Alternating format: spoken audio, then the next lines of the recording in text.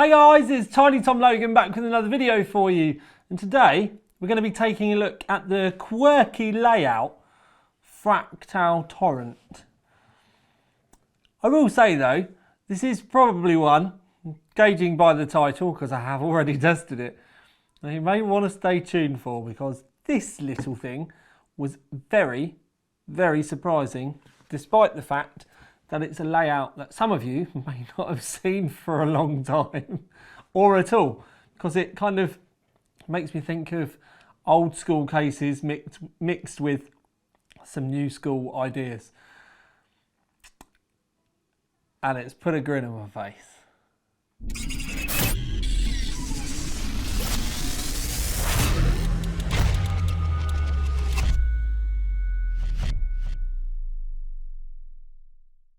So we always start at the top.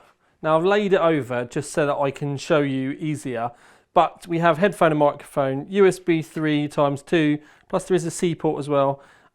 Really nice clicky power button.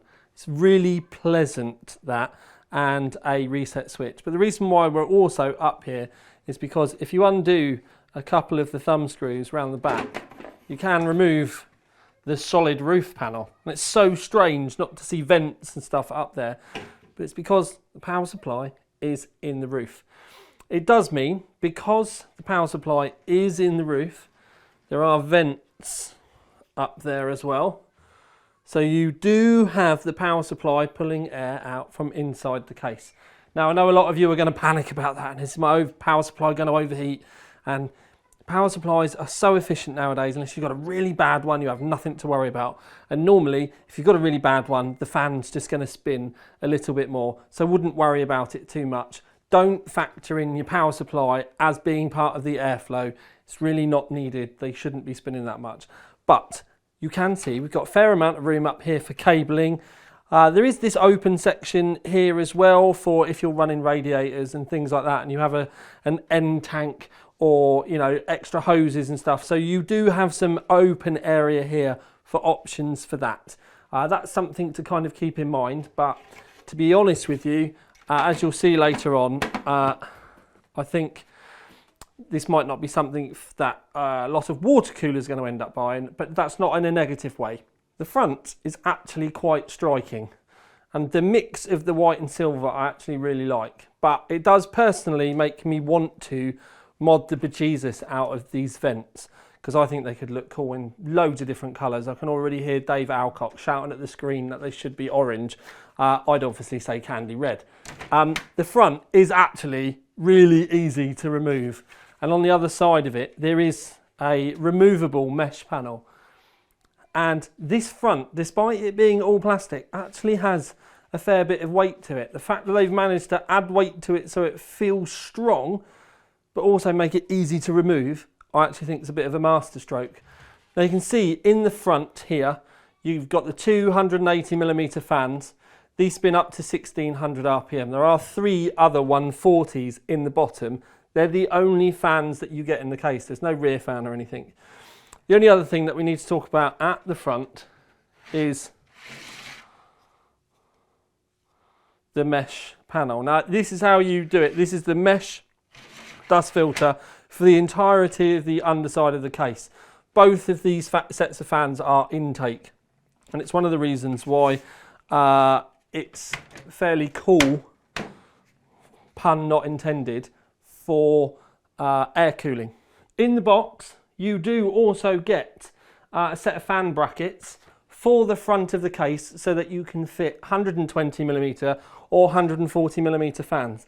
Now, like I said, these are bundled in with the box. It's not an optional extra or anything like that. So if you want to chuck 320mm fans or 240mm fans in the front, you can do. Although I will say that those 180mm puppies in the front are great. And unless you're going for like an RGB setup, or you have some favourite fans that you prefer to use, then these are actually cracking. The only thing I would personally like to do with those 180s is run white ones in the white case, but that's literally a personal preference. While we are around the back though, you can see that there's this massive mesh area here. It doesn't come with the rear fan fitted, but you could fit a 120 or a 140 in there if you wanted. I'd kind of suggest it's not essential based on the amount of intake that you've got, and it's literally just pushing it all out the back. But if you're running an air cooler, it could aid to get the hot air out that little bit easier. And depending on your fan choice, it might not actually add any noise as well. The rear door, fairly easy to open. I'm actually a big advocate of the Fractal latching system. The glass one specifically, this one can be a little bit more difficult to get on with wires in the bottom, but once you've done it a few times, it's actually not too bad. There is a lot of room around the back of the case for cabling and everything as well. So zooming in, I want to show you the Velcro tabs that they have put all the way down that right hand side. Now the major features around the back, other than the amount of room around there, is you have 4 2.5 inch hard drive mounts over here, and then you have 2 3.5 inch hard drive mounts over here. These will obviously be good if you've got like big storage drives and stuff like that. I did kind of think that the 2.5s were a bit kind of close to these bundled cables over here, and I think you might struggle to make things look like excessively tidy if you were going for a really clear look. I have just thought as well, because it's something I hadn't tried, I don't know if this is possible or not. And it's not. You'd have to turn it round. It's a shame. The idea was there. I think you could probably get that top panel off if you really wanted. I was personally interested if you could run double glass. I seem to have a bit of a fetish for it. Anyway, you have the cable guides down here with the Velcro tabs. There's another Velcro tab up here. Look, there's a grommet at the top of the motherboard. Oh my days. Even though there's no rad at the top, Corsair, can you please take notice? Because even though there's no radiator at the top of the case, there's grommets for the cables to make things tidy. Hallelujah!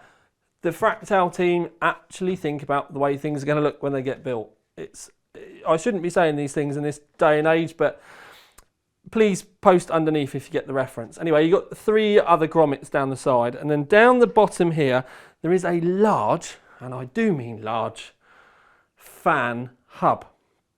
Works really well, takes 1 feed from the CPU, and then you've got a total other 3, 4, 5, 6, 7, 8, 9 fans that you can run in total. These 3 fans are the ones down the bottom, these 2 fans are the ones in the front. The only thing that I will say though is it does mean that all of the fans are going to end up running at the same RPM, and the bottom fans and the front fans aren't the same. So it does kind of limit you in that regard a little bit. It'd be great if all the fans are exactly the same and matched and all of that sort of thing.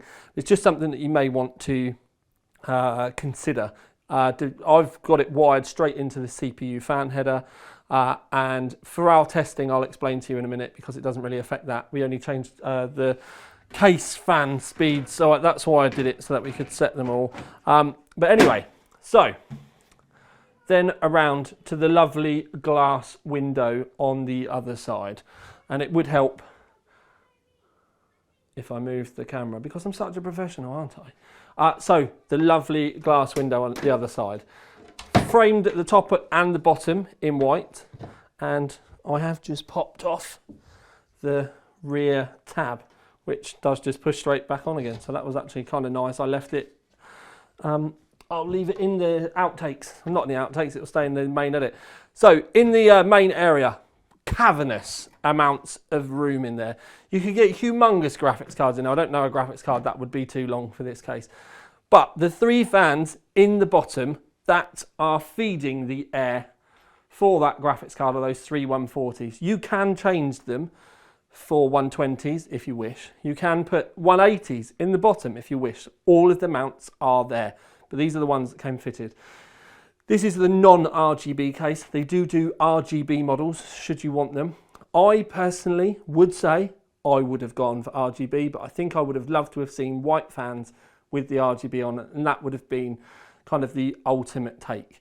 I would suggest that if you did want to go water cooling, that there is enough room in the bottom, even with those front 180 fans, because they've left, and this is a design choice by the way, they've actually left a big gap here.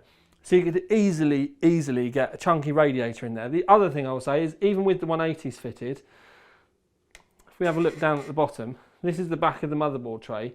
The fans are here. So if you had a 140 or a 120 radiator, there's actually enough room on the other side for the cables on the bottom of the motherboard. And I think it would, if you had a 140 or a 120 radiator, even if it did come up in front of the motherboard, as long as you didn't need the bottom PCI Express slot, I don't think you'd have any issues. Now, I'm not necessarily suggesting that this is going to be a case that a lot of you are going to buy for water cooling, but it's definitely an option based on the fact that there is ample amounts of room. So I'm quite impressed with it in that regard as well.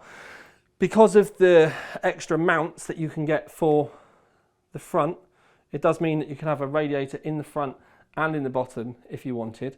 I wouldn't necessarily worry too much about the hot air blowing inside the case and all of that sort of stuff, but there is an awful lot there. There is also this little strip here, which is RGB.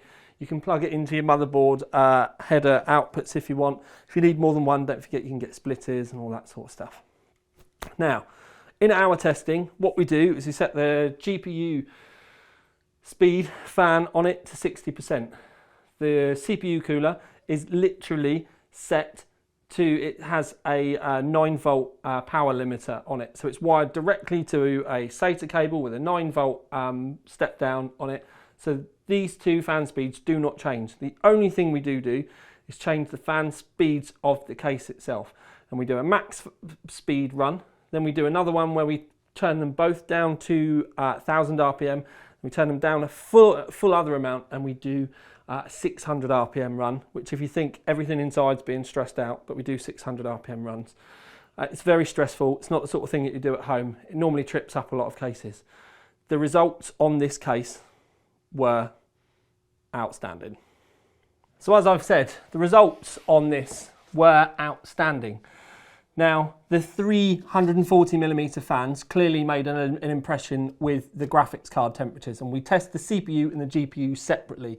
So we run a very CPU intensive task, and then we run a graphics intensive task, because that's normally the way that you're going to end up running things at home. You're either going to be doing Blender or you're going to be doing sort of like Game and Focus. There's normally a favour either way. And we do the graphs differently either way as well. Now, at the maximum speed, it did well. At 1000 RPM, it did very well. The graphs are sorted differently as well. So you have a CPU sorted graph, a GPU sorted graph. But when we move on to the 600 RPM, literally we've turned the case fans down to the point that they're almost turning off, and the temps were still amazing. It's quite literally the best graphics card focused case I've ever tested. So if you're thinking about building an air rig, you can genuinely set this up with the case fans, hardly doing anything, and it's just going to run amazingly. I would suggest that the CPU cooler, yes, we've only got a small one, but it's just because we try and make things hard work and we're doing the testing for this. But if you ended up with an HD15 or the N8P1, for example, with a fan on the side, big air cooler in a case like this, it's going to absolutely love it. I am going to say that I don't mention awards very often anymore in the videos, but this is literally, because of the performance that it's pumped out and how good those 600 RPM tests are, I am going to give it the lesser spotted Ultimate Stroke TTL Choice Award, because it is the best air-cooled case I have ever tested. I didn't genuinely think we'd ever see temperatures take that much of a step down at 600 RPM. It's brilliant. And once you get past the quirky sort of like power supply side of it, if you're looking to build a very, very well-performing air-cooled case, but you don't necessarily want to go deaf while doing it, I genuinely cannot suggest a better case than this. It's a masterstroke, and thank you to Fractal for doing it, because I genuinely, I'm a bit fanboy about it, and it wasn't, I've tested it very recently, And as it was chucking the numbers out, I was properly impressed. So, congratulations, Fractal. You've pulled out a blinder. So, to recap, if you want to build a quiet and yet incredibly cool air-cooled case, you really do need to be thinking about getting a Fractal Torrent. Congratulations, boys. You've put a smile on the old man's face.